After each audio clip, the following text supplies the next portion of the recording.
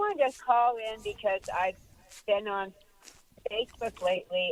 There's some people on the narrow path that have been talking about how they're tired of the quarantine and that they don't think it's right, and that they want to, get back to things as normal. And so I haven't really been listening to the show in the last week. I don't know, there might have been some people talking about this that I didn't hear about. But I just wondered what is your opinion about us following the suggestions of our local government as far as the quarantine, or like don't go, wear masks, or whatever else is out there. Yeah, well, yeah, there's a lot of opinions being expressed out there, and I've expressed mine a few times too when I've been asked, though we don't talk on this program very often about, the coronavirus situation, but I'll be glad to address it.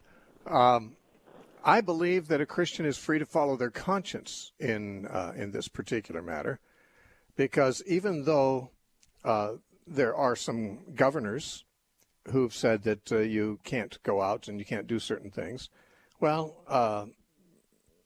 there's been many high-ranking legal officials in this country who've said governors don't have the right to say that.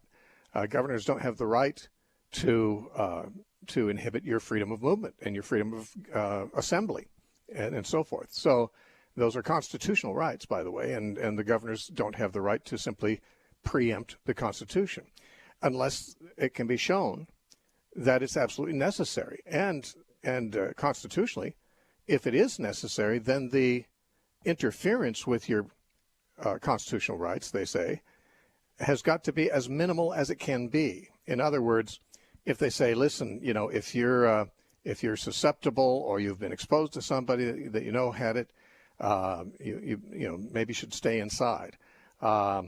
If you're healthy and you're willing to stay some distance from people and maybe wear a mask, well, then there shouldn't be any reason why you can't go out and about.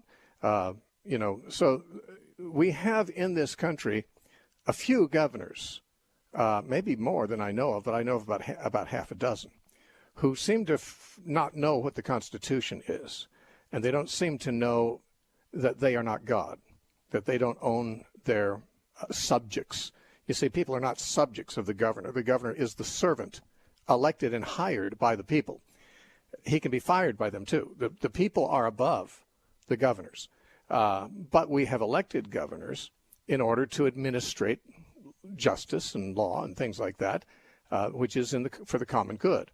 But when the governors just decide, I'm going to make up things as I go along, things that deprive people of their rights, and I'm going to punish people and threaten to punish people who don't, go with my whims, well, they're just they're not acting within the authority of their governorship. So it's just like if I tell my neighbor's kids to do something, they don't have to obey me. I'm not their dad.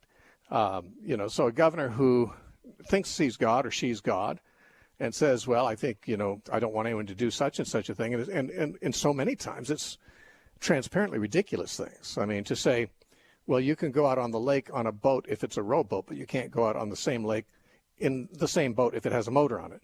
Well, what's that got to do with the coronavirus? It's obvious that some of these governors are simply trying to see how much they can get away with in terms of their violation of the constitutional rights of their constituents.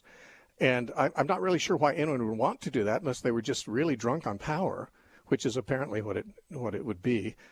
Because I can't imagine. Why would I ever tell anyone that they can't go out on a motorboat? If I had the right to tell people that, I'd never dream of telling people to do that, because I don't have any interest in controlling people. But when you meet somebody who wants to control people's lives in stupid ways like that, that's not a rational way. That's a stupid way. It's just trying to say, listen, I'm in power, and I want you to feed my ego by obeying me. That's all it comes down to, in my humble opinion. And I don't think that governors or other elected officials have ever been elected for that purpose. But I will obey.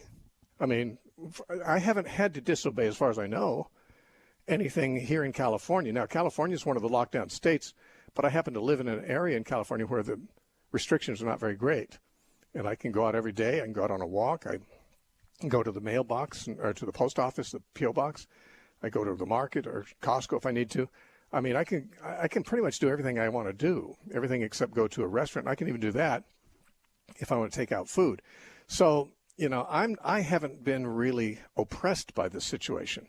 I haven't had anything that I've wanted to do that the lockdown has forbidden me to do. But I know that in some states, in some parts of this state, like Los Angeles, the restrictions are much more severe and in many cases, nonsensically so.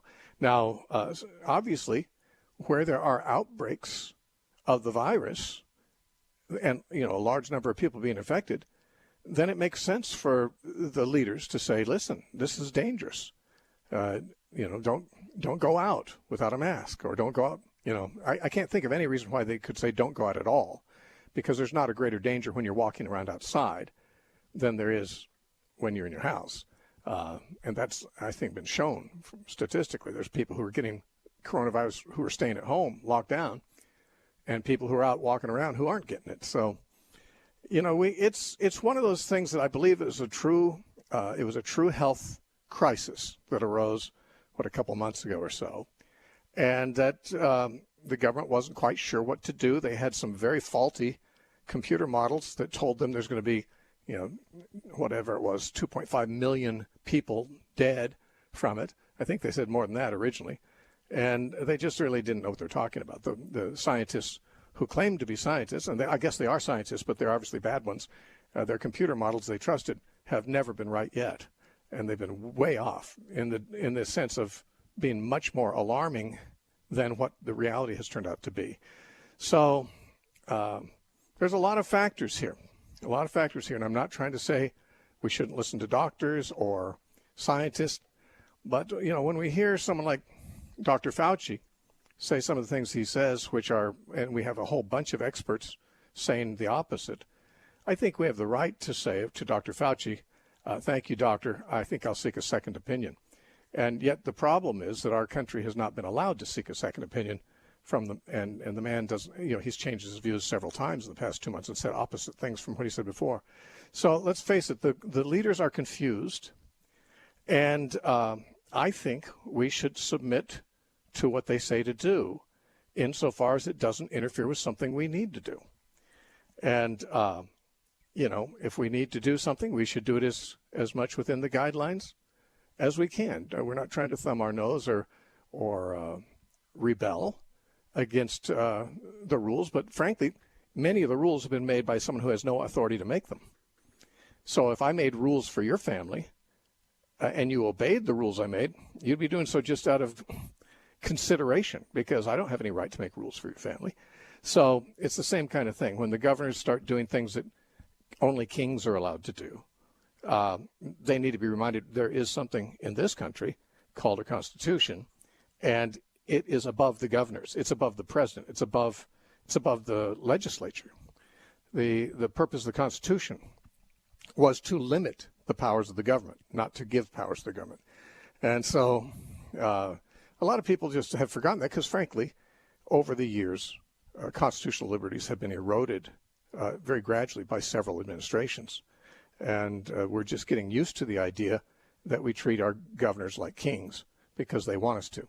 And there are some governors who aren't trying to be like kings, but there's some who definitely are, and they definitely want to be treated that way.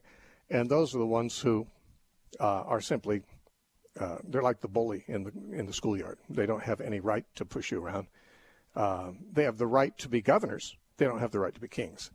And so those are my musings on the subject.